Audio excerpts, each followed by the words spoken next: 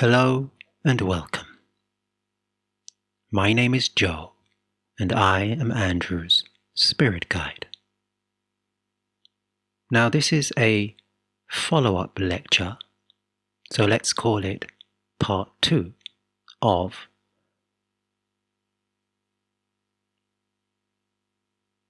understanding the practice of channeling. So the complete title is Understanding the Practice of Channeling, Introductory Lecture, Part 2.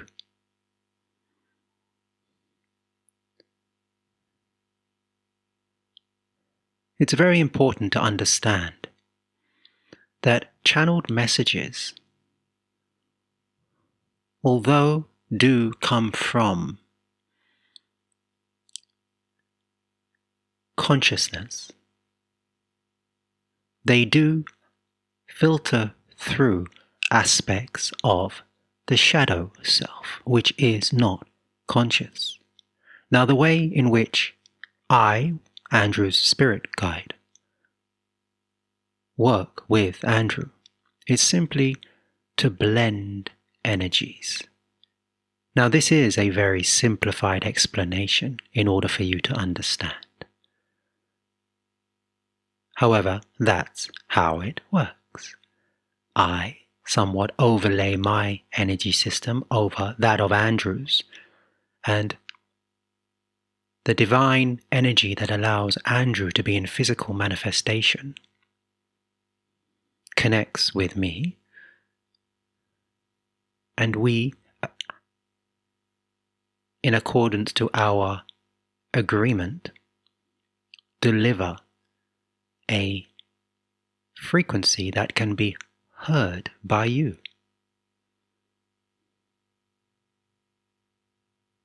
Now, this physical aspect of Andrew's being is something that I do not have. Does that mean I cannot be heard without it? No. But in order to hear me without it, one needs to be attuned to me somewhat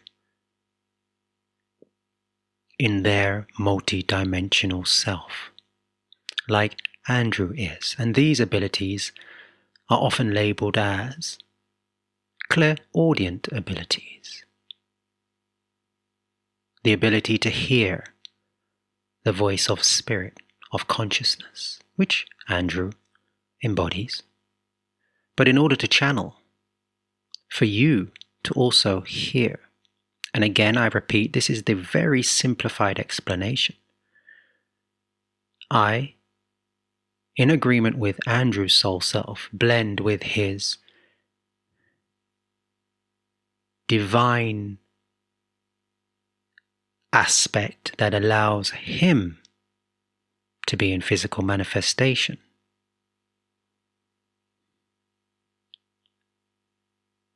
And together, we bring through sound frequency that can be heard by you all. So if you imagine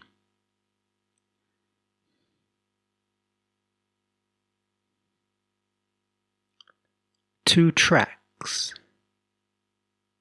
in a digital audio workstation, a DAW.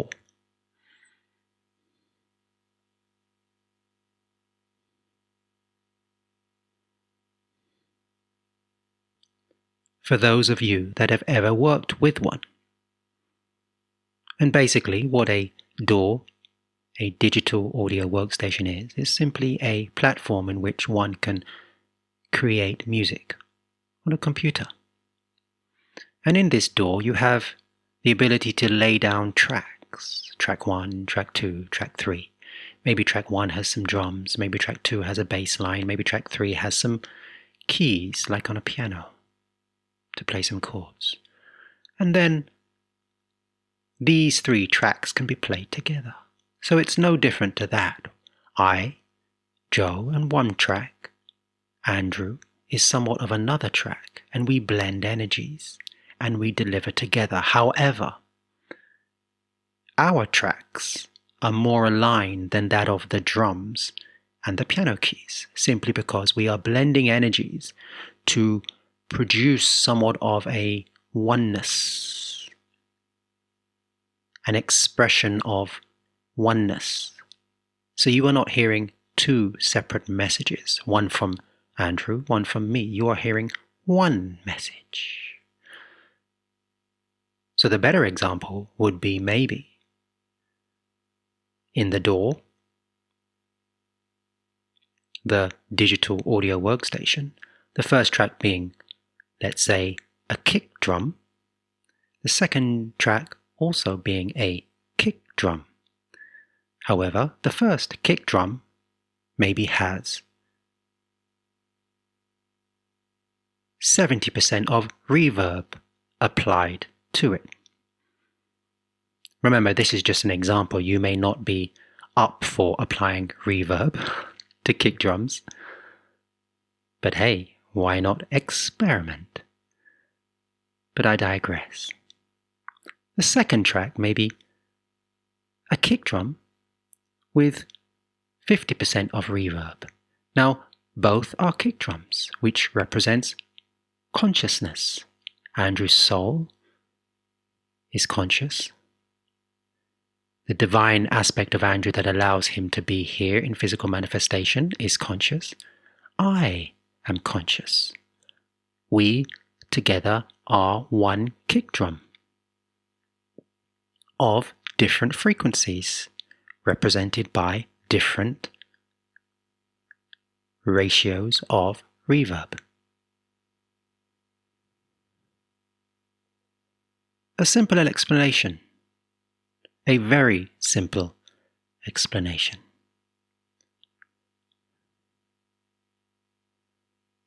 And in truth, that is all you need to continue to listen to these lectures with an understanding of the practice of channeling in the way that I myself, Joe, works with Andrew.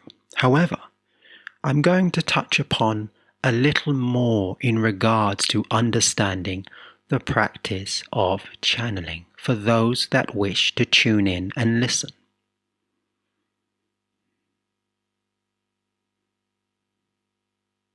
So I'll start here in this lecture and continue into understanding the practice of channeling Introductory Lecture Part 3, which you're welcome to listen to.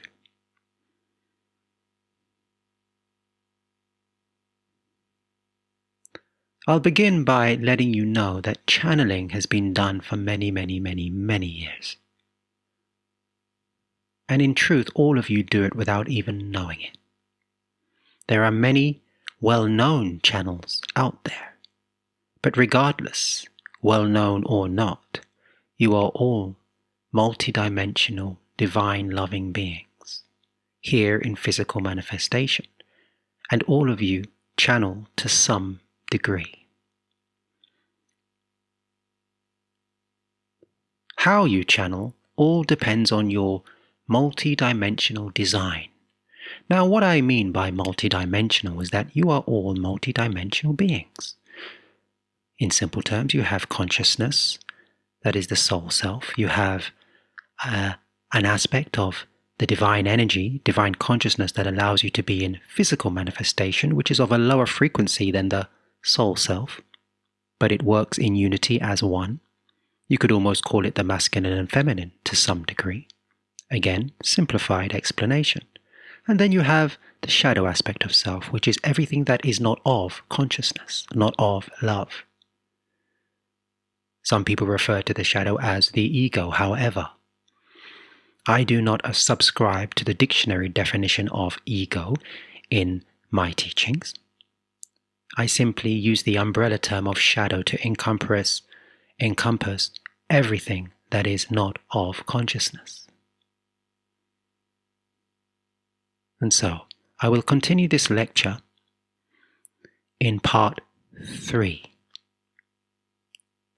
Thank you for listening.